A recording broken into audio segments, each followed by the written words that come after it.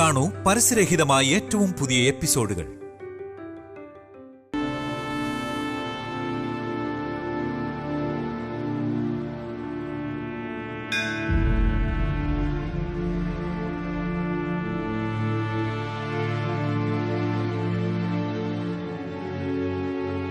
എന്നെ ജയിലിലാക്കി ഒരുത്തി അവളുടെ അമ്മയെ അടക്കി പിടിച്ചിരിക്കുക നിന്റെ ഏട്ടൻ. അതിനവൻ മുടിയും. അവന്റെ ജീവിതത്തില് അവൻ എഴുമ്പേറ്റം ഉണ്ടാവില്ല. അവന്റെ കുട്ടികളെ കൊണ്ടവൻ കരഞ്ഞ് കരഞ്ഞ് തീരും. അങ്ങനെയൊന്നും പറയില്ലേ അമ്മേ. അതല്ല ഞാൻ ദൈവങ്ങളോട് പറയുന്നത്, അതിനപ്പുറവാ.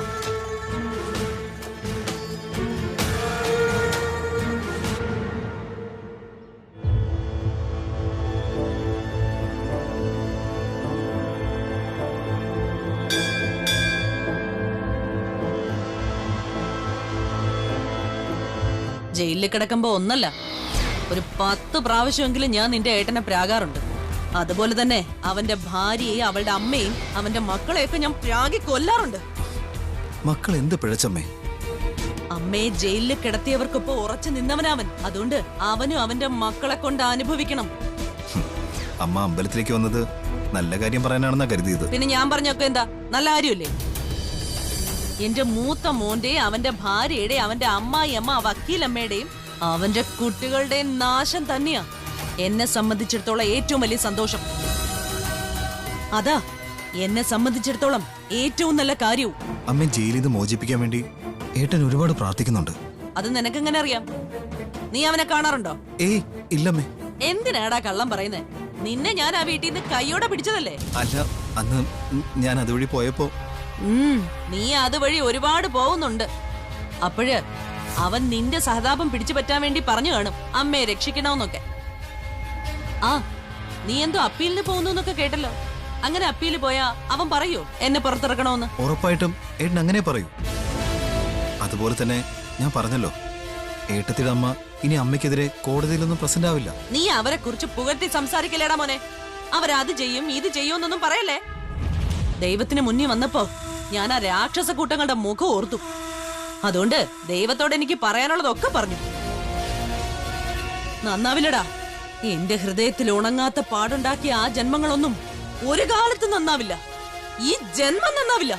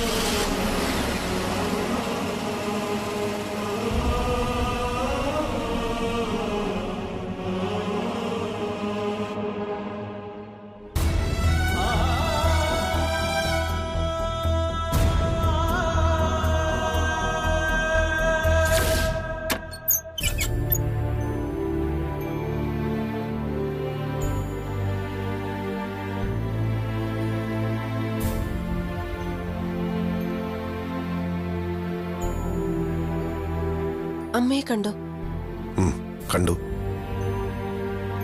ജയനൊപ്പം അമ്മ ജയിലിലേക്ക് പോകുന്നത് കണ്ടപ്പോ സത്യം പറഞ്ഞ നല്ല സങ്കടം തോന്നി.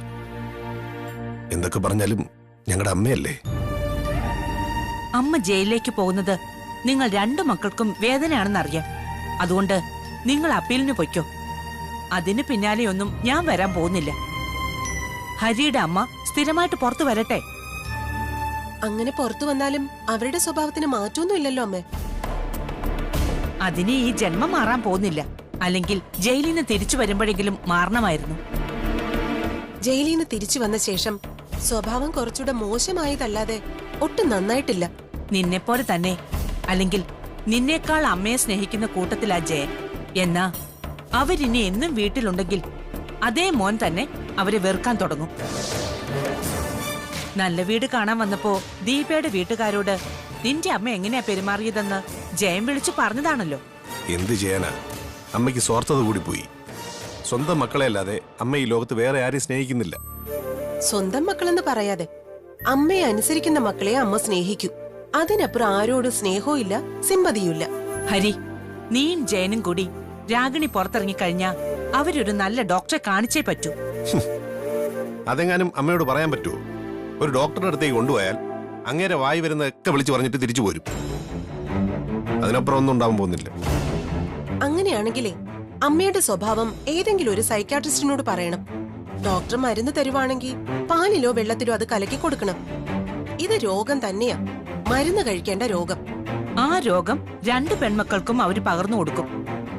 ഇളയ സന്തതി അമ്മയേക്കാൾ മോശമായിട്ടാ വളർന്നു വരുന്നത്. അമ്മ ജയിലിലേക്ക് പോയതുകൊണ്ട് എനിക്കിനി അമ്മയെ പറ്റി ഒന്നും സംസാരിക്കാൻ വയ്യ. മക്കളെ അമിതമായി സ്നേഹിക്കുന്നതും അടക്കി പിടിക്കാൻ ആഗ്രഹിക്കുന്നതൊക്കെ തെറ്റാണ്. എന്നാൽ അങ്ങനെ ചെയ്യുന്നൊരമ്മയെ ഈ ലോകത്ത് ഒരു മക്കൾക്കും വെറുക്കാനും പറ്റത്തില്ല. എന്റെയും ജയിന്റെയൊക്കെ അവസ്ഥ അതാണിപ്പോ.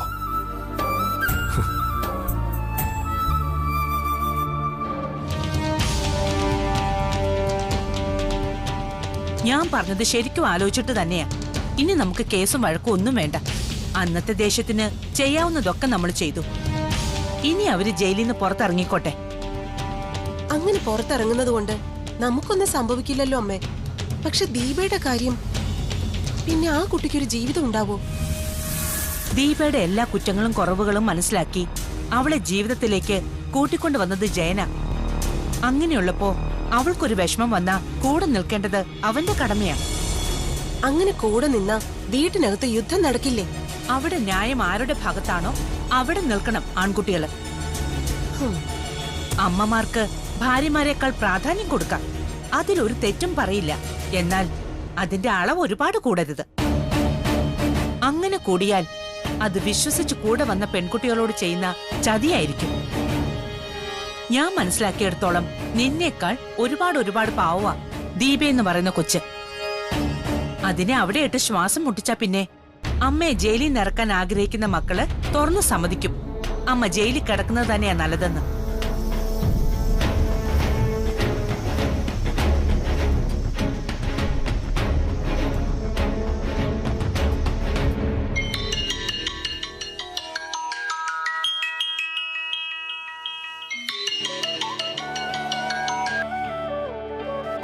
മോളെ, ആ നാളെ അല്ലെങ്കിൽ മറ്റന്നാ ഞങ്ങൾ അങ്ങോട്ട് വരും. ഇനിയിപ്പോ വരാല്ലോ, പോകേണ്ടടുത്തൊക്കെ പോവാം. ജയലാലിന്റെ അമ്മ ജയിലിലേക്കാ പോയത്. കൂടുതൽ അടിച്ചുപൊളിച്ചു നടക്കാനൊന്നും ശ്രമിക്കണ്ട. ഏയ്, അങ്ങനെ അടിച്ചു പൊളിക്കാനൊന്നും ഞാനില്ല. നമ്മുടെ വീട്ടിലോട്ടും പിന്നെ ലാലേട്ടന്റെ ചേട്ടന്റെ വീട്ടിലോട്ടും പോണം. പിന്നെ നമ്മുടെ ചില ബന്ധുവീടുകളിലേക്കും. ജയലാലിന്റെ അമ്മ ജയിലിലേക്ക് യാത്ര പറഞ്ഞപ്പോ ജയന്റെയും പെങ്ങന്മാരുടെയും അവസ്ഥ എന്തായിരുന്നു? അതെന്തൊരു ചോദ്യ. ലാലേട്ടന്റെ അമ്മയുടെ സ്വഭാവം എത്ര മോശമാണെങ്കിലും ഏതെങ്കിലും മക്കൾക്ക് അമ്മമാരെ വെറുക്കാൻ പറ്റുമോ? നല്ല സങ്കടമായിരുന്നു ഇന്നലെയും ഇന്ന് പുറപ്പെടുമ്പോഴൊക്കെ ലാലേട്ടന്. എനിക്കും അതൊക്കെ കണ്ടപ്പോ നല്ല വേദന തോന്നി. എന്തൊക്കെ പറഞ്ഞാലും ജയലാലിന്റെ അമ്മയാ. അതുകൊണ്ട് അമ്മ ജയിലിലേക്ക് പോകുമ്പോ മകന് വേദനയുണ്ടാവും. ആ നേരത്ത് ജയലാലിന്റെ കൂടെ നിൽക്കല്ലേ വേണ്ടത്. അതൊക്കെ പോട്ടെ, ജയലാലിന്റെ അമ്മ പോയ സ്ഥിതിക്ക് ഇനി മോൾക്ക് പുറത്തേക്കൊക്കെ ഇറങ്ങാലോ. പ്രത്യേകിച്ച് എവിടെയെങ്കിലും പോകുന്നുണ്ടോ? ഏയ്, അങ്ങനെയൊന്നുമില്ല. ഇവിടെ ദിയ പറയുന്ന കേട്ടു, കിട്ടിയ അവസരമാണ് അതിനെ രണ്ടാളും മുതലാക്കൂന്ന്. ഞാനൊന്നിനുമില്ല. ആരെയും വിഷമിപ്പിക്കാതെയൊക്കെ എനിക്ക് മുന്നോട്ട് പോയാൽ മാത്രം മതി. ആ, ഞാൻ വിളിച്ചൊന്ന് ദിയോട് പറഞ്ഞു കേട്ടോ. ശരി മോളെ. കൊള്ളാം കൊള്ളാം.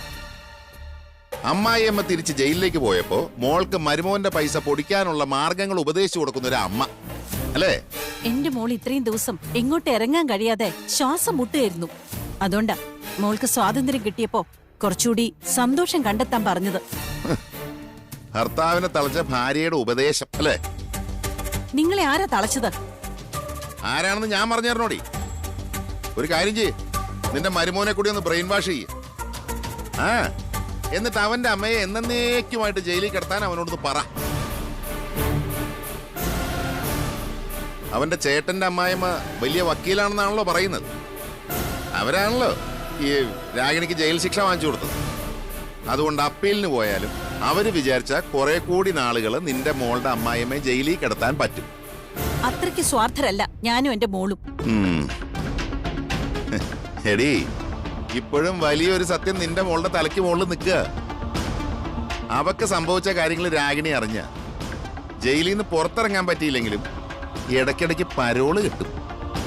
അങ്ങനെ പരോള് കിട്ടി പുറത്തിറങ്ങുമ്പോ നിന്റെ മോളെ അവര് തലക്കടിച്ച് ഒരു മൂലയ്ക്ക് കൊണ്ടിരുത്തും. നിന്റെ മോളെന്ന് പറയുന്നുണ്ടല്ലോ, അപ്പൊ അത് നിങ്ങളുടെ മോളല്ലേ? ജനിപ്പിച്ചുകൊണ്ട് മാത്രം മോളാവില്ല. ജനിച്ച ശേഷം അവരച്ഛനെ അറിഞ്ഞെങ്കിൽ മാത്രമേ അവരെ മക്കളായിട്ട് അംഗീകരിക്കാൻ പറ്റൂ. എനിക്ക് നിങ്ങളോട് തർക്കിക്കാനൊന്നും സമയമില്ല. ഇപ്പൊ നിങ്ങള് അധികമൊന്നും കോടതിയിൽ പോകുന്നില്ല. അതുകൊണ്ടാ എന്തിനേതിനും എന്റെ പിന്നാലെ നടന്ന് വായിട്ടലയ്ക്കുന്നത്. നീ ഒരു കാര്യം ഓർത്തോ, 10 ലക്ഷം കൊടുത്തതിന്റെ നന്ദി രാഗിണിക്ക് എന്നോടുണ്ട്. അതുകൊണ്ട് എന്റെ വാക്കിന് അവര് നല്ല വില തരും. എന്ന് വെച്ചാൽ ഞാൻ പോയി അവരെ കണ്ട് നടന്ന സംഭവങ്ങൾ വിവരിച്ചാലുണ്ടല്ലോ, പിന്നെ നിന്റെ മോൾക്കൊരു ജീവിതം ഉണ്ടാവില്ല. നിങ്ങളത് ചെയ്യും. എന്നോടുള്ള വൈരാഗ്യത്തിന് എന്റെ മോളുടെ ജീവിതം തകർക്കും. എന്റെ ഇളയ മോളായിരുന്നു ഞാനത് ചെയ്തേനെ. ദീപിയോട് എനിക്കുണ്ട് ഇത്തിരി സ്നേഹം. അതുകൊണ്ട് മാത്രമാണ് വലിയൊരു രഹസ്യം നീ മൂടി വെച്ചിട്ടും ഞാനത് വലിച്ച് പുറത്തിടാത്തത്. ഇവിടെയും കള്ളങ്ങൾ മാത്രം പറയുന്ന നിങ്ങൾക്ക് ഇവിടെയും സത്യം മാത്രം പറയണമെന്ന് എന്തത്ര വാശി? നാളെ നടന്നതൊക്കെ അറിഞ്ഞിട്ട് അവരെന്നെ പ്രതിക്കൂട്ടിൽ നിർത്താതിരിക്കാൻ. ഓ, അവരോട് നടന്നതൊക്കെ പറയുന്നതാണ് നല്ലതെന്ന് എന്റെ മനസ്സ് എന്നോട് പല പ്രാവശ്യം പറഞ്ഞു. എന്നാ പോയി പറയ. എന്നാ പിന്നെ മോൾ ഇവിടെ നിൽക്കുന്ന കാണാലോ. ആ സമയത്ത് നിങ്ങൾ അവളെ പഴിക്കും. അമ്മ വളർത്തിയ മക്കൾക്ക് ഭാവി ഉണ്ടാവില്ല എന്ന് പറയും. എന്നാ എന്റെ മക്കൾ വിവാഹം കഴിഞ്ഞു പോയ ശേഷം ഇവിടെ വന്ന് നിന്നാലും ഞാൻ അവരെ കുറ്റപ്പെടുത്തില്ല. കാരണം അവരുടെ ഭാഗത്ത് തെറ്റുകൊണ്ടായിരിക്കില്ല അങ്ങനെ സംഭവിക്കുന്നത്. ആ ബോധം ഉള്ളതുകൊണ്ട് എന്റെ മക്കളെ കുറ്റക്കാരായി കാണാൻ എനിക്ക് ഒരിക്കലും കഴിയില്ല. മോളും മരുമോനും കൂടെ ഹണിമൂൺ ട്രിപ്പിന് പോവല്ലേ? അവരുടെ കൂടെ നീയും കൂടെ പോടി. നീ പോ. അത്രയും ദിവസം എനിക്ക് സ്വസ്ഥത കിട്ടും. തോലക്ക് സൂര്യൻ തരാത്ത ജന്തു.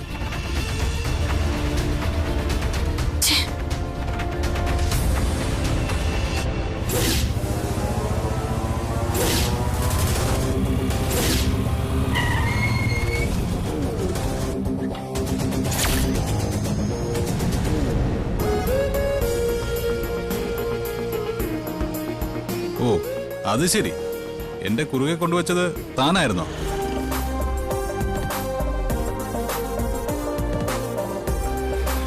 ഞാൻ കരുതി ശത്രുക്കൾ ആരെങ്കിലും ആയിരിക്കുമെന്ന്.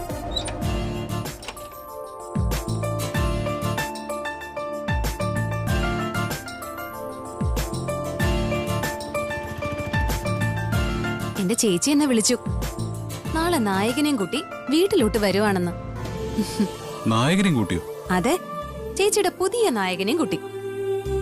ഭർത്താവും ഭാര്യയും കൂടി നാളെ വരുന്നോന്ന്. അമ്മായിയമ്മ ജയിലിൽ പോയില്ലേ, പിന്നെ ഇനി വരാലോ. അങ്ങനെ ദിയയുടെ ചേച്ചിക്ക് സ്വാതന്ത്ര്യം കിട്ടി അല്ലേ?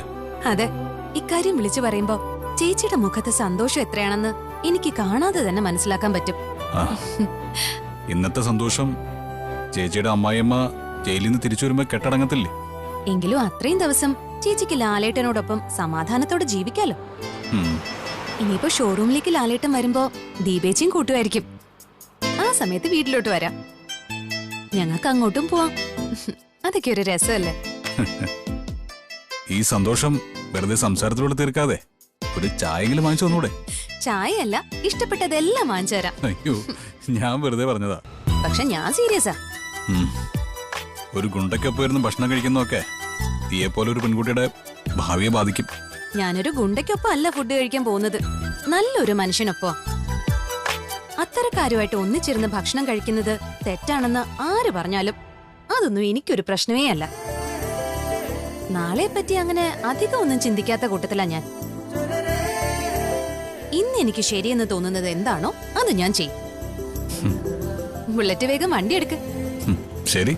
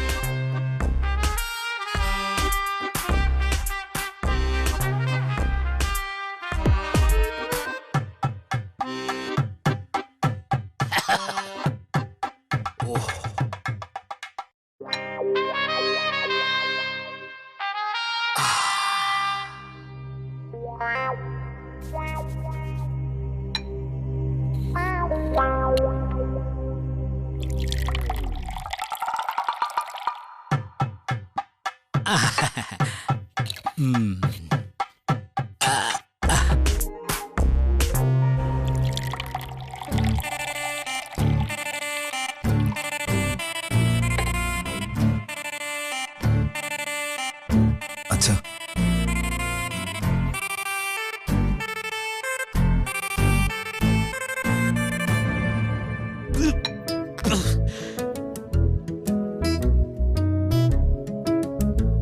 എന്താടാ നിന്റെ മുഖത്തൊരു സങ്കടം പോലെ? പിന്നെ അമ്മയെ ജയിലിൽ കൊണ്ട് വിട്ടിട്ട് വരുമ്പോ ഞാനെന്താ സന്തോഷിക്കണം? എടാ, വെറുതെ വിഷമവും കുത്തി നിറച്ചോണ്ട് നടക്കാതെ നീ ആ കൊച്ചിനെയും വിളിച്ചോണ്ട് നിനക്ക് ഇഷ്ടമുള്ള സ്ഥലത്തൊക്കെ പോടാ. നീ നിന്റെ ഭാര്യയുമായിട്ടൊക്കെ ഒന്ന് സന്തോഷിക്കടാ. ആ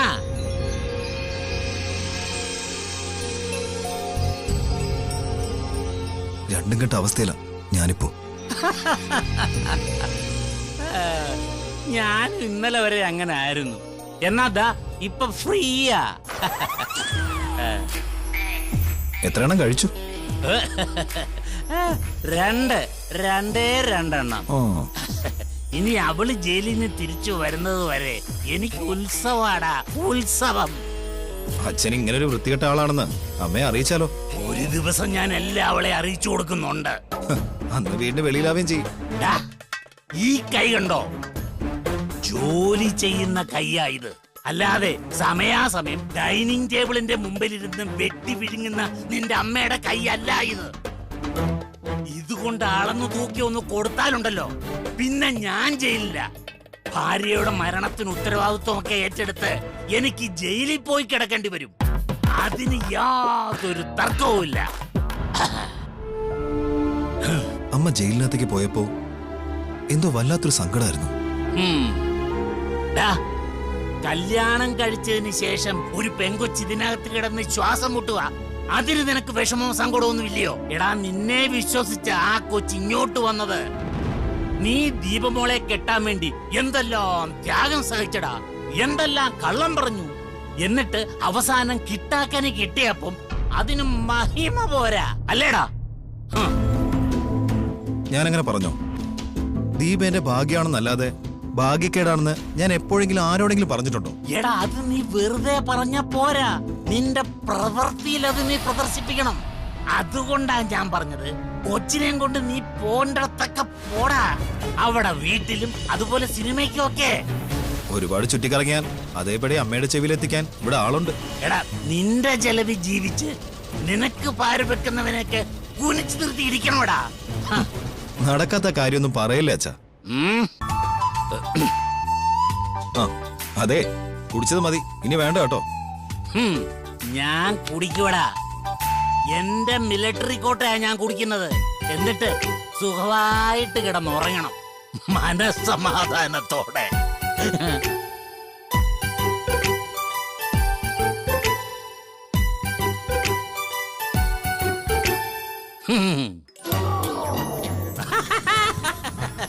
വരുവാ.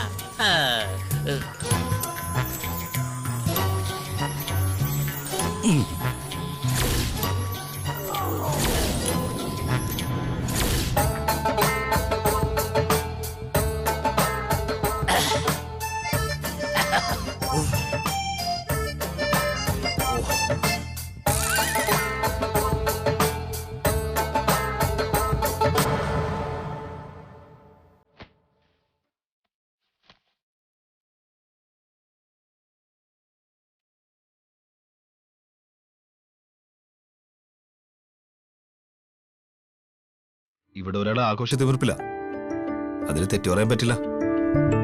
എല്ലാരും ആഗ്രഹിക്കുന്നത് സ്വാതന്ത്ര്യമാണ്. അതിനുള്ള അവസരം വരുമ്പോ ആരായാലും അത് മുതലെടുക്കാൻ ശ്രമിക്കും. തനിക്ക് അമ്മ പോയതിൽ സന്തോഷമില്ലേ? ഇല്ലെന്ന് ഞാൻ പറഞ്ഞല്ലോ ലാലേട്ട. അമ്മ ജയിലിലേക്ക് പോയത് ലാലേട്ടന് വിഷമാണെന്ന് എനിക്കറിയാം. അങ്ങനെയുള്ളപ്പോ ഞാൻ എങ്ങനെ സന്തോഷിക്കാനാ?